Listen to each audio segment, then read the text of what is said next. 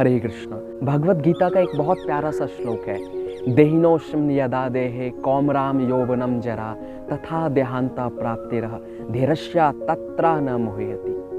अगर हमने वास्तव में इस श्लोक का मीनिंग को समझ लिया ना हमने, तो ये जो हमारा फियर ऑफ डेथ है ना, ये हमारी लाइफ से अपने आप निकल जाएगा। देहिनोष्म यदा देहे, कि भगवान श्री कृष्ण अर्जुन से कहते हैं कि कभी भी जो है ना, केवल जो हमारा आत्मा है वो देह बदलता है। जिस प्रकार हम बचपन में होते हैं, सेम सोल ट्रांसफ़र होता है जब हम थोड़े से बॉयहुड में ट्रांसफ़र होते हैं, बॉयहुड से यंगहुड में और यंगहुड से ओल्ड एज में। यानी कि कहीं ना कहीं हमारी बॉडी तो चेंज होती रहती है, लेकिन बॉडी चेंज होती रहती है, लेकिन बॉडी से पास जो करता है, जो आत्मा होता है, वो आत्मा सेम होता है।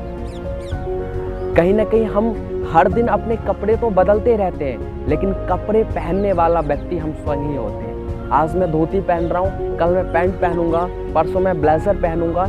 यानी कि पर्सन मैं ही हूँ, जो व्यक्ति हूँ वो मैं ही हूँ, लेकिन मेरे ऊपर के जो पहनावे हैं, जो वस्त्र है, वही केवल बदलता रहता है। तथा देहांतो प्राप्तिरः धीरस्य तत्र न मोहयति, कि देहांत होने के उपरांत भी ये सिलसिला चलता ही रहेगा कि ये जो हमारा आत्मा है वो एक बॉडी से निकलकर दूसरे बॉडी में प्रवेश कर जाएगा। तो आज ज़रूरत है तो साइंस ऑफ सोल को हम लोग समझें, साइंस ऑफ सेल्फ रियलाइजेशन की मीनिंग को समझें, और जो स्पिरिचुअल इंक्वायरी कहीं ना कहीं हमने बंद कर रखी है, वो स्पिरिचुअल इंक्वायरी को हम स्टार्ट करें। साइंस और स्पिरिचुअल साइंस में एक बहुत छोटा सा डिफरेंस है। स्पिरिचुअलिटी का स्टार्ट होता है हु आई एम, मैं कौन हूँ। जिस दिन ये प्रश्न हमारे मन के अंदर आ गया कि मैं कौन हूँ, वहाँ से हमारा स्पिरिचुअल इंक्वायरी स्टार्ट होता है। और जिस दिन हमारे मन के अंदर आ गया व्हाट इज़ दिस, ये क्या है, वहाँ से मॉडर्न साइंस स्टार्ट होता है। तो ज़्यादा डिफरेंस नहीं है। और जो व्यक्ति खुद को जान लेता है, उसके लिए संसार की किसी भी तकनीक को जानना बहुत मुश्किल नहीं है। तो आज ज़रूरत है तो खुद के अंदर वो स्पिरिचुअल इंक्वायरी की भावना क्रिएट करने की। वो आप अपने अंदर वो ईगरनेस लाओ जो आपको स्पिरिचुअल वैल्यू को कल्टीवेट करने में मदद करे। जब राजा परीक्षित को पता लग गया था कि उनके पास मात्र 7 दिन रह गए, अब उनकी डेथ 7 दिन बाद होने ही वाली है, तब जाकर उन्होंने इंक्वायरी स्टार्ट किया। और वो इंक्वायरी क्या था कि 7 दिन में अपनी लाइफ के साथ मैं बेस्ट क्या कर सकता हूँ। और राजा परीक्षित ने जब ये इंक्वायरी किया तो उसका परिणाम स्वरूप देख रहे हैं कि आज हम सबको श्रीमद् भागवत जैसा ग्रंथ मिला। जब जब किसी व्यक्ति ने कोई इंक्वायरी किया है, तब हमें इस दुनिया में कहते हैं ना कि इस दुनिया में एक अनमोल निधि के रूप में कुछ ना कुछ प्राप्त हुआ है।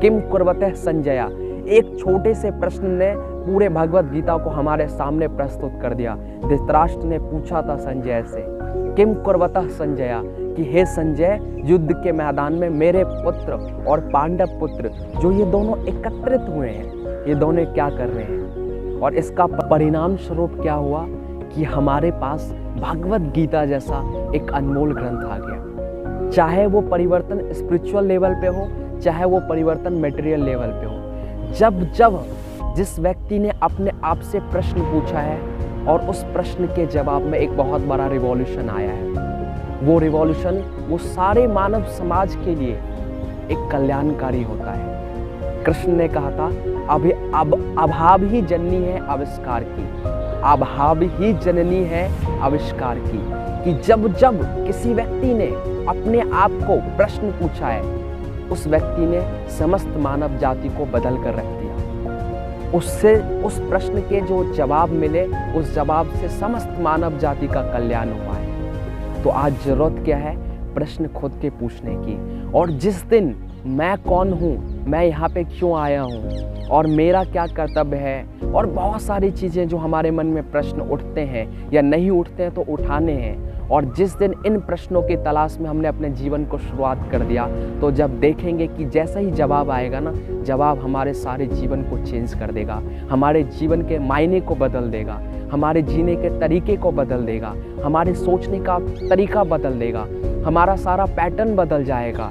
और वास्तव में जब जवाब जानने के बाद हम जो इंसान होंगे उससे बेहतरीन इंसान इस दुनिया में हमने आज तक नहीं देखा होगा। हम अपने आप का सबसे बेस्ट वर्जन बन चुके होंगे। तो आज ज़रूरत है तो फिर से वो स्पिरिचुअल इंक्वायरी अपने अंदर लाने की। और जिस दिन ये इंक्वायरी हमारे अंदर आ गया, अपने आप जो इस इंक्वायरी के फलस्वरूप जो जवाब होगा वो रिवॉल्यूशन होगा। और वो रिवॉल्यूशन हर चीज़ को बदल देगा। और वो इनर रिवॉल्यूशन होगा